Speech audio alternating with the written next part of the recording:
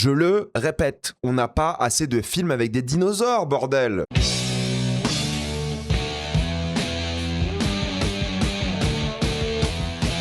La fin de Oak Street. Comme d'habitude, jusqu'à la minute indiquée dans le titre de la vidéo, il n'y aura pas de spoiler, parce que là vous êtes tranquille, après on va tout spoiler. La fin de Oak Street raconte l'histoire d'un quartier résidentiel américain qui sera téléporté dans le passé, à la préhistoire. Une famille devra donc survivre aux nombreux dinosaures qui voudront les manger. La fin de Oak Street est un film que j'attendais depuis un moment, car il est réalisé par David Robert Mitchell et produit par J.J. Abrams.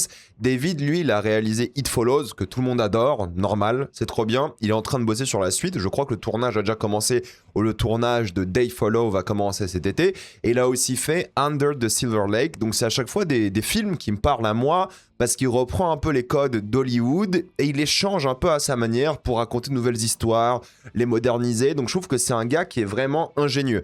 Et là, c'est un film de dinosaures que j'attends depuis des années, parce que le tournage s'est fait en 2024. Il devait sortir en 2025, mais vu qu'il y a un Jurassic World qui s'est installé en plein milieu de l'été, ils se sont dit, attendez, on va pas sortir 2 films de dinosaures, dont un qui va être en compétition avec Jurassic Park, même si ce film-là est bien meilleur que le précédent Jurassic World, pour être précis, Rebirth. À la base, le film s'appelait Flower Vale Street, ils l'ont changé pour The End of Oak Street. Bref, il y a eu pas mal de complications, ça a été décalé, là, ils font un peu de marketing. C'est pas un gros film non plus, quoi, c'est 80 millions, d'accord, mais c'est pas un blockbuster à 200 millions, c'est un peu le retour à la production un peu active de J.J. Abrams et tout. À la base, c'était un film IMAX, parce que voilà, c'est quand même le plus gros budget de la carrière du réal. Mais bon, t'as l'Odyssée, t'as Spider-Man, il aura jamais de séance IMAX, sauf s'il cartonne, mais il va pas cartonner. Malheureusement, c'est pas le genre de film qui va bien marcher. Peut-être il va rentabiliser son budget, à voir s'il y a du bon bouche à oreille, mais il n'y en aura pas. Croyez-moi, les gens vont pas aimer ce film, on va en parler en vidéo, mais les gens vont pas du tout aimer. Moi, j'ai un autre avis sur ça. Mais en tout cas, c'est un film qui doit faire 200 millions et quelques pour rentabiliser. Peut-être, il n'a pas besoin d'un énorme, gigantesque score pour être rentable. Je pense pas qu'il va y arriver, mais nous, ce qui nous intéresse, c'est est-ce que le film est bien. Avant de commencer cette vidéo, j'aimerais remercier le partenaire officiel de celle-ci, c'est BorgosVPN et ses 38 millions d'utilisateurs et presque 5 sur 5 sur Trustpilot. Vous les connaissez, c'est le meilleur moyen de soutenir la chaîne et c'est un service utile que j'utilise tous les jours. Je vous mettrai dans la description le code épinglé un site internet qui vous dit dans quel pays se situe le film que vous voulez regarder. Ensuite, vous changez. Canada, États-Unis, Royaume-Uni, Belgique, Suisse, Italie. Vous allez avoir la VOSTFR et même la VEF dans certains cas. Quelques exemples sur Disney+, vous avez déjà Avatar 3 et Le Diable s'habille en Prada 2. Sur Amazon Prime Video, vous avez Projet Dernière Chance. Sur HBO Max, qu'il faut utiliser directement depuis l'application HBO. Même si vous avez l'abonnement via Canal, connectez-vous à l'application Max avec ce compte-là. Vous allez avoir des films comme The Drama ou Mortal Kombat 2. Et en plus de ça, Borgos propose des serveurs dédiés et optimisés par plateforme de streaming. Pour les gros consommateurs de YouTube, vous allez avoir YouTube Premium pour beaucoup moins cher. Vous prenez un pays de l'Union Européenne parce que c'est plus simple et ça marche encore aujourd'hui. Il y a des tutos qui vous disent comment faire. Hop, Roumanie, Bulgarie et c'est plié. Ça marche sur plein d'abonnements comme Letterboxd Patron aussi. Vous le savez, il y a certains sites internet qui vous demandent une carte d'identité aujourd'hui et personne n'a envie de la mettre afin de se Anne Hathaway en paix. Donc, utilisez un VPN. De même, quand vous regardez des films d'une manière très spécifique, clin d'œil, utilisez un VPN pour être en toute sécurité. Vous pouvez partager un compte avec cette personne. Total, c'est disponible sur tous vos appareils préférés et c'est super simple d'utilisation. Vraiment, tout le monde peut le faire en quelques clics. Vous pouvez essayer par vous-même car vous êtes satisfait ou remboursé sous 45 jours et vous avez une assistance technique en français 24h7. Utilisez le lien dans la description, le code épinglé, afin de vous abonner à BorgosVPN et bénéficier de 83% de réduction plus 4 mois gratuits. Foncez sur l'offre. Je vous le dis tout de suite parce que la bande-annonce n'en montre pas énormément, mais oui, il y a beaucoup de dinosaures. Genre la majorité du film, c'est des dinosaures. Dès qu'ils sont téléportés dans le passé, ça envoie. Il y a beaucoup de dinosaures. Oui, c'est violent. Oui, il y a des morts. Ça s'arrête jamais à partir d'un moment. Le film est vraiment généreux sur ça et on va en parler. En termes d'ambiance, c'est limite du plagiat de Steven Spielberg. C'est vraiment la vibe Amblin à mort, mais c'est volontaire car ça joue sur les codes du réalisateur et du genre. En gros, vous avez le cliché du quartier résidentiel américain qui vit normalement et paisiblement, mais aussi avec les problèmes habituels, que ce soit le voisinage, la communauté ou les tensions à l'intérieur de la famille elle-même, qu'on va suivre, d'ailleurs tout le long forcément. C'est vraiment un enchaînement de choses qu'on a déjà vu 1000 fois au début du film. Et ensuite, Ça prend tous ces trucs hyper clichés avec le père qui déçoit professionnellement, mais aussi en tant que père de manière générale et en tant qu'homme. Aussi, il y a toute une déconstruction du rôle de l'homme et du patriarcat dans le film, sans que ce soit un peu chiant ou vraiment in your face. Hein. C'est juste que le mec, il vit un moment difficile dans sa vie, dans sa famille, et il essaie de se retrouver. Et il est en opposition à Anna Hathaway, qui est obligée, elle, de porter un peu avec son personnage le film. Elle est bien plus efficace, intelligente et surtout lucide sur les situations. Mais c'est pas en mode, lui c'est un incapable et elle c'est une femme forte et tout, et ça se passe bien. C'est plus en mode, ils sont en train de vivre un divorce. C'est compliqué d'un point de vue familial, c'est compliqué avec les enfants, ils ont chacun leurs qualités, leurs défauts.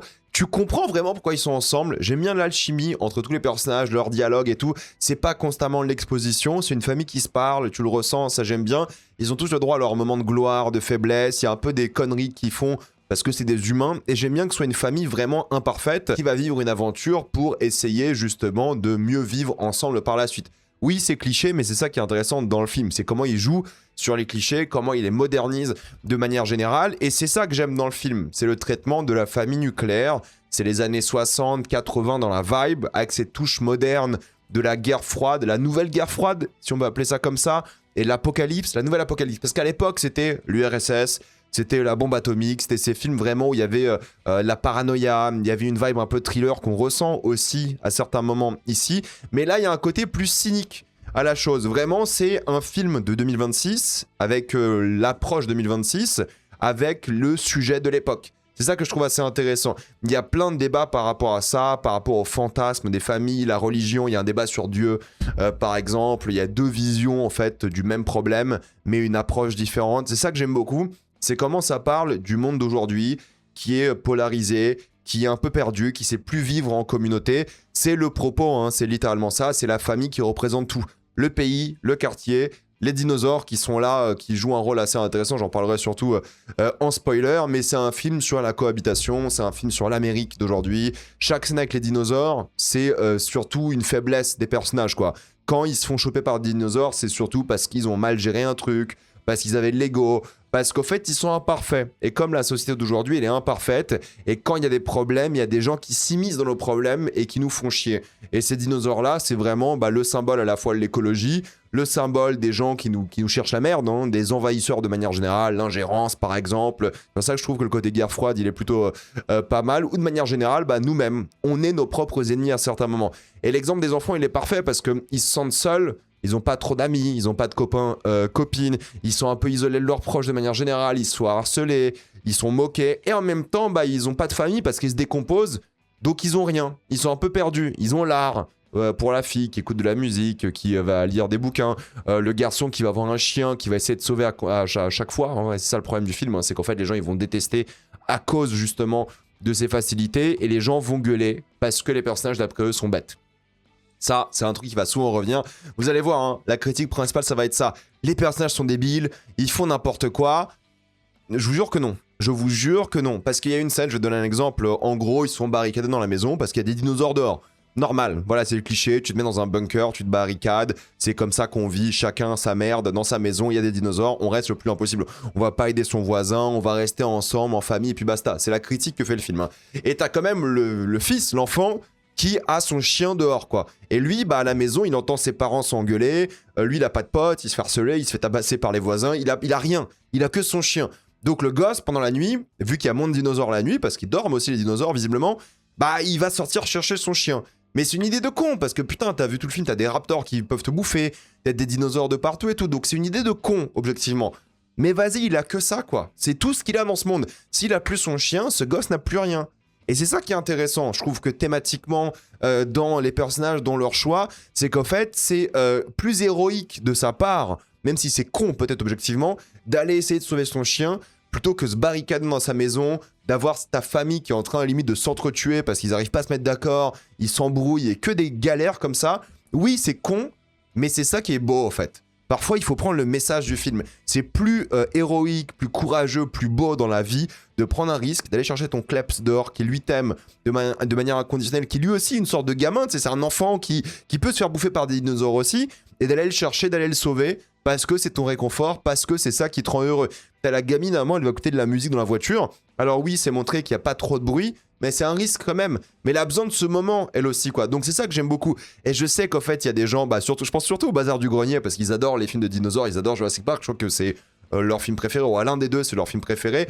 Je sais qu'ils vont gueuler sur ça. Parce que eux, ils ont une lecture, sans vous juger, hein, parce qu'il y a beaucoup de gens qui ont cette lecture, très littérale des films. En mode, putain, le gamin est con. Mais c'est ça qui est intéressant dans l'œuvre. Moi, je trouve, c'est ça qui est cool dans l'œuvre, c'est voir ce gamin-là qui prend des risques. Ensuite, t'as la famille qui va prendre des risques aussi parce qu'ils vont chercher le gamin et ils sont en voiture. Du coup, bah, la voiture se fait de la lumière, t'es visible de tout le monde et tout. Mais bon, la nuit, tu vois rien. Enfin, il y a plein de petits trucs comme ça. J'ai pas envie de rentrer trop dans les détails pour spoiler ou quoi. Mais il y a plein de choses que j'aime bien sur ces jeunes adultes, sur cette famille au bout du rouleau. Je comprends les choix de personnages. Il y a rien qui m'a choqué. Oui, c'est pas intelligent. Mais on a vu que dans le monde, il y a des gens, ils font des trucs pas intelligents souvent, qui les mettent en danger. Ils font plein de conneries. Donc j'aime bien ces choix-là, que moi au final, oui, je considère comme stupides en soi, mais que je trouve beau dans un film. Que je me dis, ok, il y a un élan de courage, il y a une volonté de faire les choses bien, c'est touchant, ça nous représente bien en tant qu'humains. C'est pas comme dans les derniers Jurassic ou dans beaucoup de films d'horreur où ils font n'importe quoi. Là, il y a un truc vraiment, ils font n'importe quoi, mais pour une bonne raison. Ils se mettent en danger, mais pour une bonne raison. Et ça, moi, je trouve que ça me touche. Moi, ça m'intéresse. Surtout qu'en fait, il y a tout un aspect au film sur l'humanité, c'est quoi d'être humain, t'as les maisons qui brûlent, t'as l'extérieur qui brûle aussi, voilà, ça devient un monde de plus en plus dangereux pour tout le monde, et je pourrais défendre les thématiques du film pendant un long moment, mais c'est littéralement ça, c'est le monde qui s'écroule littéralement sur eux, et comment les humains réagissent, enfin on le voit, l'écologie c'est ça, et la fin du monde elle arrive, on fait comment? Bah les humains ils font des trucs de cons quand même, tu vois, et ça j'aime bien cet apport-là, qui est critique, hein. C'est pas le film qui te dit c'est bien, mais il y a des arcs de personnages que j'aime bien, leurs interactions, pour le coup j'aime bien, il y a de belles choses, de beaux moments, et je pourrais vraiment les défendre sans aucun problème. Et ce qui est intéressant, c'est que justement le film il prend une aventure familiale, et en fait une comédie, je précise bien comédie d'horreur assez forte.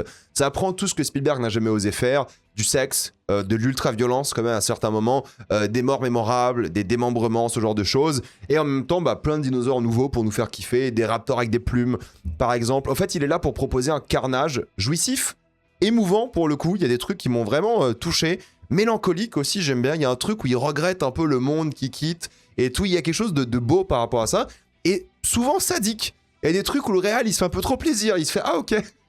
Bon, j'en parlerai en spoiler, mais il y a des moments où tu dis ok, il a fait ça, ok c'est cool. Il y a une scène qui a choqué toute la salle. Et ça que j'adore dans le film, c'est que t'as un moment où les gens ils ont commencé à mourir de rire parce que t'as une scène avec un gros dinosaure, ils rigolent. Tu vois, la scène elle est un peu grotesque, c'est rigolo, on se dit putain c'est presque un nanar. Et la scène qui arrive juste après, genre c'est la même scène en théorie, mais là, ce qui se passe juste après, ça change la vibe dans toute la salle, ça change l'ambiance du film, et là le film il switch. Et tu fais ah ok. On fait ça dans le film. Donc tout peut changer maintenant. Et c'est ça que j'aime beaucoup, c'est quand le film tente des choses, et c'est ça qui est assez fort. Et oui, le fait de rigoler, puis d'un coup flipper, je trouve que c'est une force, je trouve que c'est intelligent. À un moment, t'as une dame qui a un fusil à pompe, et qui s'est cachée dans sa maison.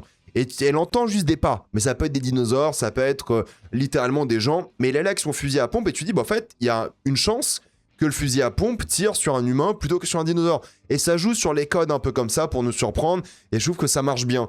Parce que là où Jurassic Park, bah, ça reste une formule hyper classique, là, il assume le côté carnage, fun, flip, angoisse, et il s'extasie un peu avec le projet, et il surprend tout le long, en tout cas, il essaye.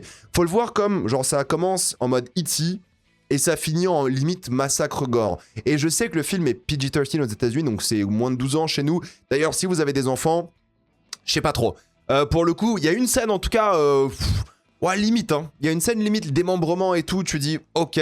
Donc je sais pas si les enfants pourraient aimer ce film, parce que c'est quand même assez violent, il y a beaucoup de sang et tout, donc je sais pas trop par rapport à un gosse. Mais en tout cas, aux États-Unis c'est PG-13, c'est moins de 13 ans grosso modo, moins de 12 ans je crois en France et tout, mais c'est le film de dinosaures le plus violent que j'ai vu si je compare au Jurassic Park, par exemple, ou à 65. Mais ce qui est cool, c'est ça, c'est qu'en fait, bon, au moins il peut se faire kiffer. Maintenant, je pense que la Warner l'a quand même assez limité. Je pense que vu que c'est un réal qui a fait beaucoup de films d'horreur, enfin, on va dire un film d'horreur et un gros thriller parano, je pense qu'il voulait plus massacrer des gens. Ça se voit qu'il voulait faire 100% l'horreur comique et y aller à fond, et qu'il est limité. Et je pense que ça aurait fait un film, ouais, plus iconique, d'y aller plus à fond, mais tu vois qu'il voulait faire de l'argent parce que c'est cher, parce que les films de dinosaures ça marche pas bien au box-office, c'est compliqué, et aux États-Unis si tu fais un film R-rated, t'as beaucoup moins de séances et tout, et je pense que c'est un film qui va surtout marcher aux States parce que bah voilà, c'est un film très américain aussi, ils auraient pu se lâcher. Moi j'aimerais bien voir une director's cut ou une version R-rated en Blu-ray ou un truc comme ça serait vraiment cool, mais en tout cas, moi des films comme ça je peux en bouffer Franchement, tous les 2 ans, sans problème. S'ils sortent un film de dinosaures comme ça, aussi fun, moi j'y vais quoi. Il y a un équilibre que je trouve assez réussi entre les genres, pour le coup, qui va déranger les gens. Tu vois, les gens, ils aiment pas la comédie et le drame en même temps. Ils aiment pas l'horreur et la comédie. Il y a des bêtises que font les personnages, il y a des blagues qui s'ajoutent à l'horreur. Il y a une scène, croyez-moi, une scène humoristique qui va tourner en boucle. Les gens, ils vont dire que c'est de la merde, que c'est ridicule, alors que c'est une scène qui est fatalement assez touchante au final. Mais vu que c'est un peu stupide, rigolo, que ça n'a jamais été fait, le grand public va pas aimer, hein. Moi, je vous le dis, le bouche à oreille sera catastrophique. Les gens vont pas aimer le film. Alors que moi, j'ai vu un mélange des genres que j'ai adoré. On dirait un Sam Raimi avec des dinosaures. Déjà que It Follows, ça s'inspirait pas mal de Sam Raimi. Mais là, c'est un gros kiff. Et surtout, en termes de mise en scène, ça prend vraiment tout ce qu'a fait Spielberg au début. Surtout les films de guerre froide, la parano, tout ça. C'est filmé comme ce thriller d'Alien Super 8, mais aussi de fin du monde, proche à cause de la bombe atomique, comme je l'ai dit tout à l'heure. Mais c'est aussi la communauté, la famille contre un danger ancien et passé. Mais aussi les névroses de l'avenir, les névroses intérieures. Qu'est-ce qui va anéantir le monde? Encore une fois, on passe de la Russie, l'URSS à l'écologie. Les dieux et les aliens sont remplacés par le pragmatisme et le pessimisme du monde d'aujourd'hui aussi.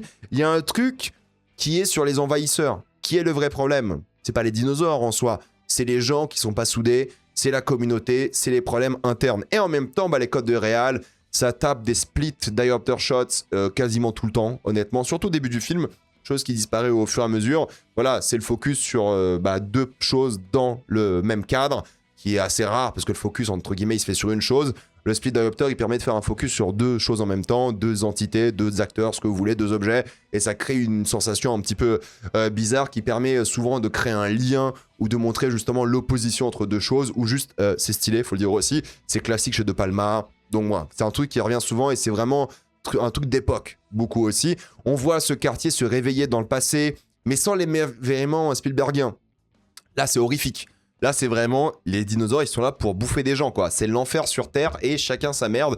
On voit la communauté se déchirer. C'était beau et idyllique, même s'il y avait des problèmes, hein. Et là, d'un coup, c'est la merde. Et j'adore parce qu'il y a un super plan séquence qui fait le lien entre les membres de la famille qui commencent à bien s'entendre après des galères. Et t'as, voilà, un plan séquence sur un dinosaure que vous voyez à l'image ici d'ailleurs, mais c'est pas le plan séquence ici, mais c'est le dinosaure en question, où la famille bosse en équipe pour s'aider les uns les autres et tout, et tu sens qu'il y a une cohésion.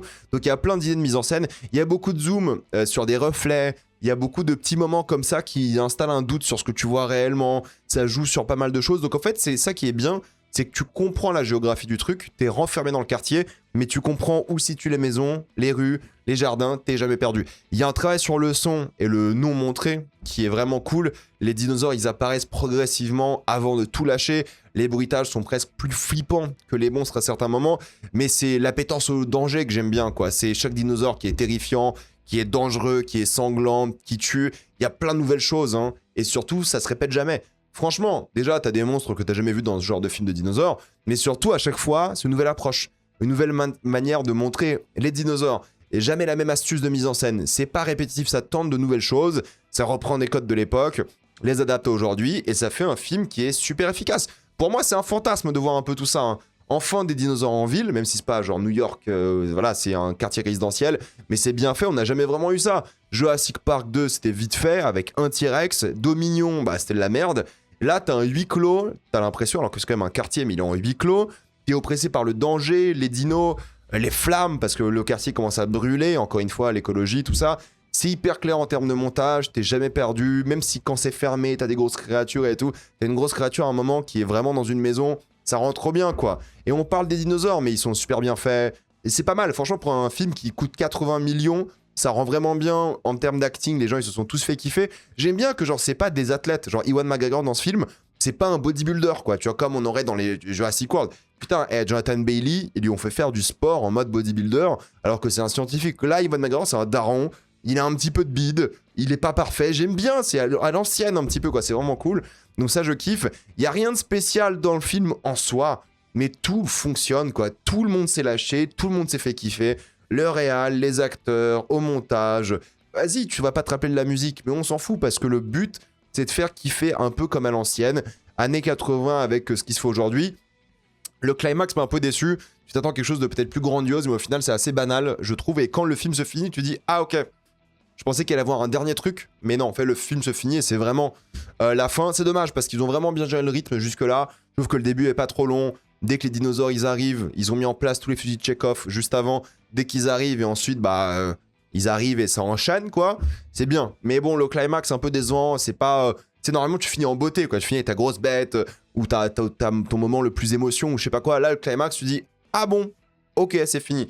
Mais sinon honnêtement, pour moi c'est un délire complètement assumé, fait par un metteur en scène qui a du talent, qui a des idées, qui a su mélanger ce qu'il faisait à l'époque Hollywood pour se le réapproprier sans révolutionner le genre. Au contraire, il prend les clichés, il s'améliore avec, il les réadapte, il va pas faire que du choc, que de la surprise. Il sort ici un film hyper efficace, certes peut-être un peu géré par le studio, il y a eu des choses qui ont dû être modifiées et tout, mais les gens vont détester parce que les gens n'aiment pas le fun. Voilà, il faut dire, moi je vais faire mon aigri là, les gens n'aiment pas le fun, et je taquine un peu quand je dis ça, mais en gros, si vous connaissez le réalisateur, si vous connaissez ce qu'il a fait, vous allez comprendre ce qu'il a fait ici, vous allez capter son délire, vous allez comprendre que c'est un film qui tente des choses, et franchement, 1h40, ça va vite, hein. Sans le générique, c'est 1h30, ça envoie dès le début, ou presque, tu t'amuses, c'est assez émouvant, c'est classique certes, mais c'est bien amené. Moi, je kiffe, voilà, si vous aimez les dinosaures, si vous aimez les comédies d'horreur un peu mélancoliques, parfois un peu touchantes, qui en font des caisses, hein. Pour le coup, faut être honnête, hein. Ça en fait des caisses, ça va un peu loin.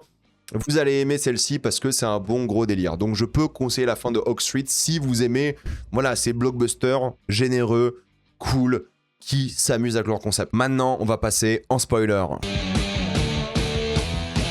J'aime beaucoup vraiment le début du film, c'est l'ambiance clairement à l'ancienne, petit quartier qui fait la fête, mais il n'y a rien qui va en soi. Tu vois qu'il y a des problèmes, ils sont tous proches, ils font tous en mode la fête, ça se passe bien, mais il y a une meuf qui se prend des ballons d'eau, elle est jalouse du couple d'à côté, le gamin il se fait tabasser, le daron il fait plusieurs petits jobs parce qu'en fait il s'est fait virer, il assume pas. Tout le monde se chie un peu dessus. Il y a même une scène où c'est littéralement un gars qui s'est fait chier dessus dans son jardin, quoi. Il y a plein de trucs comme ça, où il y a que les femmes qui s'entendent un peu bien, et encore, c'est un peu compliqué, mais tu vois les névroses de tout un lieu. Tu vois que ce lieu-là, même s'il a l'air idyllique et beau, c'est un peu la merde. Tu vois que personne s'entend, le voisin, les enfants, la famille, il y a rien qui va. Et le côté alien au début, je me suis vraiment dit, est-ce qu'il y aura vraiment des aliens? Est-ce qu'ils vont essayer d'expliquer ce qui se passe et tout? Non, non. Non. Expliquez rien, on s'en fout. Ça, j'aime bien. On s'en fout. Il n'y a pas d'explication. C'est juste voyage dans le temps. Le quartier a été téléporté. C'est tout. Genre le quartier à la préhistoire dans le présent. Pas besoin d'explication. Il n'y a que des phénomènes naturels, entre guillemets. On s'en fout, c'est un film. En fait, il y a ce problème aujourd'hui où les gens, ils veulent trop de logique. Trop de surexplication plutôt que se faire vraiment emporter par le délire. Mec, tu regardes un film où t'as un quartier qui s'est fait téléporter dans le passé avec des dinosaures, quoi. T'as pas besoin de comprendre, genre, les paradoxes temporels, on s'en fout, mec. On s'en fout, c'est des dinosaures, un quartier dans le passé.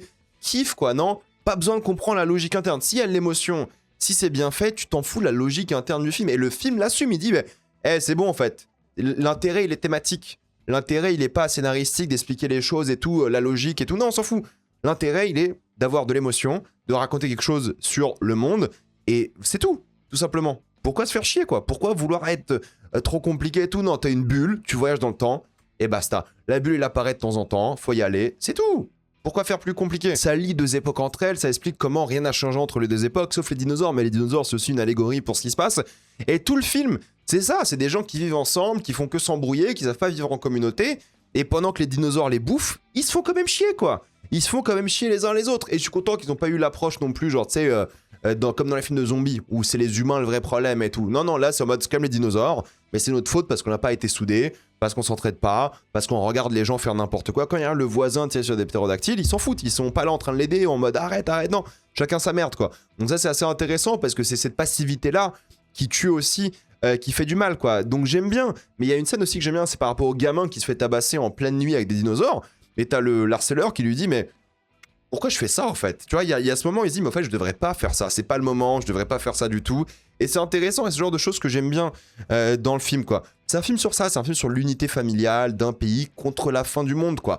Les dinos, en théorie, ici, mais l'écologie et la guerre, quoi, de manière générale, quoi. C'est la famille nucléaire, tu vois, encore une fois, qui attend la bombe, qui tombe sur elle, qui arrive vraiment jamais, et puis quand elle arrive, elle est vraiment pas prête, alors qu'en fait, elle est préparée à ça depuis des décennies. Encore une fois, on est notre propre ennemi, c'est aussi le sujet du film, et c'est apprendre à revivre ensemble qui est important. C'est un film assez politique sur ça. C'est le sujet, j'adore cette approche. Et moi, encore une fois, à la fin, je m'en fous que ce soit un truc de voyage dans le temps.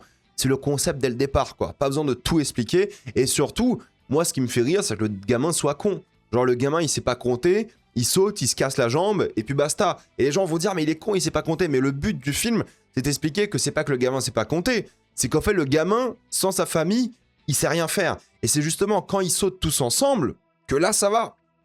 Que là, ils sont soudés, et que là, ils peuvent partir dans le passé. Je trouve ça bien, en fait. Il faut être en famille pour réussir, ou avec sa communauté pour réussir.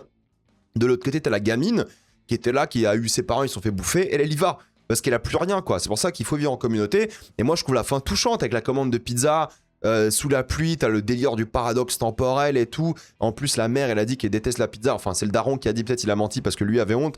Mais en tout cas, il y a ce truc où il se revoit. Elle vient de perdre son mari. Elle est trop contente de le revoir, d'avoir un dernier moment avec lui, peut-être, et de revivre ensemble. Il y a tout un truc par rapport à ça.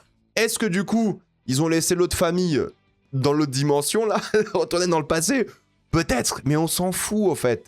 On s'en fout, paradoxe temporel, on s'en branle. C'est juste pour revoir son mari, avoir un moment familial ensemble, avoir une fin mignonne, touchante, et qui symbolise l'importance... À la fin, on voit l'importance de vivre ensemble. Ils sont tous là, t'as la gamine métisse avec sa famille qui est là, t'as le voisin qui a été sauvé, parce que tout le film, ils ont fait que perdre des gens. Ils auraient pu dire au voisin d'arrêter de tirer, ils auraient pu dire à l'autre dame, ils auraient pu la sauver, ils auraient pu faire plein de trucs. Et à la fin, ils le font. À la fin, ils appellent tout le monde, tous les gens qui pouvaient appeler, il les sauve, quoi. Donc c'est ça le sujet du film, c'est de dire, ok, on a déconné en tant que communauté, en tant que pays, c'est le moment de se réapproprier ça et de se dire, là, on avance ensemble. C'est pour ça, donc paradoxe temporel ou l'autre famille qui a été abonnée, on s'en moque. On s'en fout, c'est pas ça le sujet du film. Le sujet du film, c'est de partager ce message, et puis basta. Et c'est ça qui a marché, qui était cool, et tu vois que même le mari, il comprend, il va s'améliorer, ça devient un meilleur mari, elle a fini son bouquin, elle raconte des choses. Il y a un truc, quoi. Elle a déplacé ses névroses, littéralement de sa famille dans son bouquin, aux névroses de ce qu'elle a vécu, traumatisme des dinosaures, quoi. J'aime bien la fin aussi où le monde, il travaille ensemble pour arrêter ces dinosaures, parfois les tuer, parfois je retrouve. Et si on parle d'Iwan McGregor, c'est à mourir de rire. Qu'ils mettent un KO à un T-Rex, genre toute la salle était morte de rire. Genre putain, c'est ridicule. Alors c'est logique, tu sais, il s'est fait tirer sur la jambe, il l'assomme et tout, d'accord. Mais en réalité, il se fait bouffer juste après. Genre, il a pas mis KO le T-Rex, c'était juste pour que nous, spectateurs, on se dise, putain, c'est drôle, il a mis KO, c'est même pas un T-Rex, je crois, il a mis KO un gros dinosaure, c'est ridicule. Et on avait la confiance, mais au fait, non. Non, fallait pas avoir la confiance, il se fait bouffer comme une merde juste après, quoi. Et ce moment-là, l'ambiance dans la salle a changé. J'ai trouvé ça choquant au premier degré, je me suis dit, mais attends, ça c'est une bonne idée, quoi. Parce qu'on était aussi confiant que lui, on était à fond par rapport à ça, on s'est dit, putain, mais en fait, c'est facile, il travaille d'équipe et tout. Mais non, il suffit d'un moment... Il s'est fait bouffer. Et quand il s'est fait bouffer, quand j'ai vu qu'il s'est fait bouffer la jambe, il y avait 2-3 secondes, je me suis dit, comment ils vont faire avec lui qui va saigner et tout? Non, il s'est bouffé. C'est génial. Moi, je trouve ça génial comme idée, quoi. J'étais vraiment étonné, premier degré. Je fais, putain, mais en fait, ils ont buté le daron. Il reste 40 minutes de film. Tout le monde peut mourir maintenant. Tout peut changer. Je pensais que ça allait être un carnage. Et toutes les scènes d'action d'après, le serpent, moi, j'ai stressé. Je vais en parler dans quelques minutes. Mais le serpent, moi, j'ai stressé parce que j'ai vu le daron se faire bouffer. Se faire bouffer après une blague. 2 blagues même, parce que juste avant, il y avait cette scène avec les dinosaures qui baisent. Alors oui, c'est grotesque, c'est ridicule, d'accord. Ok, les gens, ils vont dire, ouais, mais c'est n'importe quoi, et ça casse l'ambiance et tout. Mais non, ça casse pas l'ambiance. Au contraire, ça vient dans une situation où tu vois 2 dinosaures baiser, tu vois ce couple-là, qui a sûrement pas baisé depuis un moment, qui est en train de se remettre ensemble. Ils ont une scène dans la voiture où les dinosaures, ils viennent...